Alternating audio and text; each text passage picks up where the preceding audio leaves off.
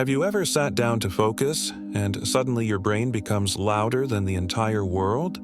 Like the moment you finally try to work, you get hit with memories, imaginary conversations, worst-case scenarios, random worries, and doubts you didn't even know you had.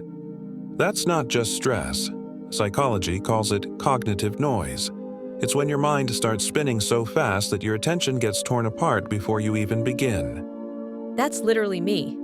I open my laptop for something simple, and instantly my brain's like, did you forget something? Did you reply to that message? Should you check your phone?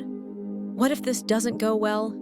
Suddenly I'm overwhelmed before anything even happens. And the crazy part is, your brain thinks it's helping.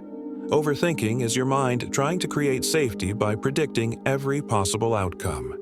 Neuroscience calls this predictive overdrive. The brain tries to solve problems before they exist. But when it overfires like that, your prefrontal cortex, the part responsible for clarity and decision-making, gets overloaded. Once that happens, focus basically collapses. So instead of protecting me, it's literally shutting me down? Exactly. Overthinking is powered by two deep psychological fears: fear of uncertainty and fear of mistakes.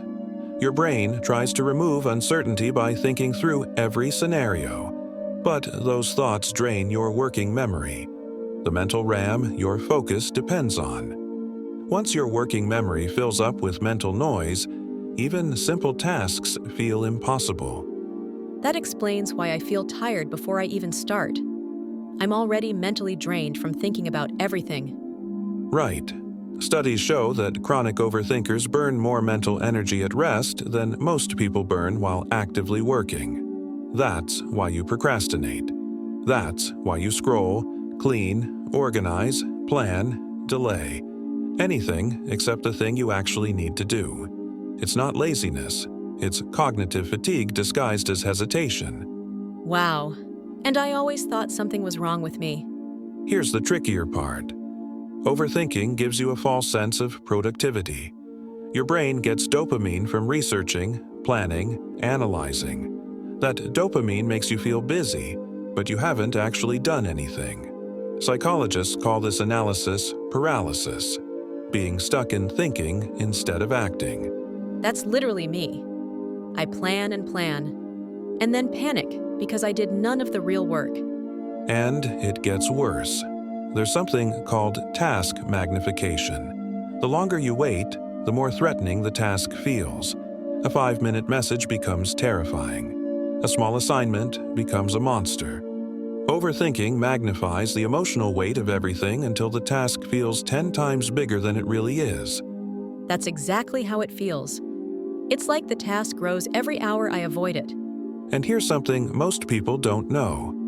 Overthinking splits your attention into fragments. Part of your mind is worrying about the past. Part is predicting the future. Part is doubting yourself. Part is imagining possibilities. Instead of one solid beam of focus, your attention becomes scattered in 20 directions. So I'm basically leaking energy everywhere except the task I should be doing. Exactly. And when the brain leaks energy, it shuts down motivation.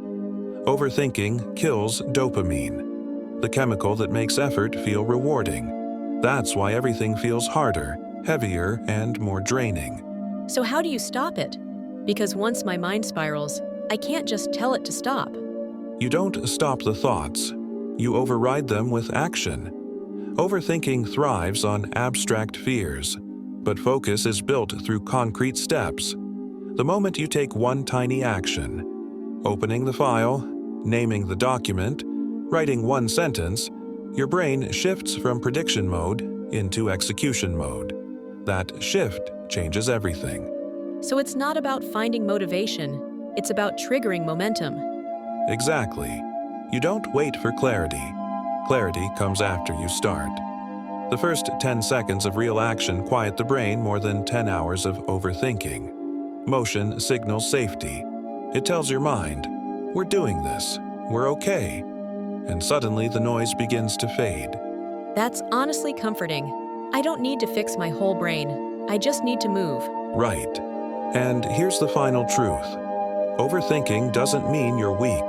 It means your mind learned to survive by predicting danger before it came. But when you teach your mind to act sooner, think less before starting, and trust yourself more, your entire life changes. Tasks shrink back to normal size. Focus becomes easier. And your self-confidence grows because you finally see what you're capable of. That actually makes me feel hopeful. If you want to understand the psychology behind focus, thinking, self-control, and how your brain really works, subscribe to the Curiosity Vault. Until next time, stay curious.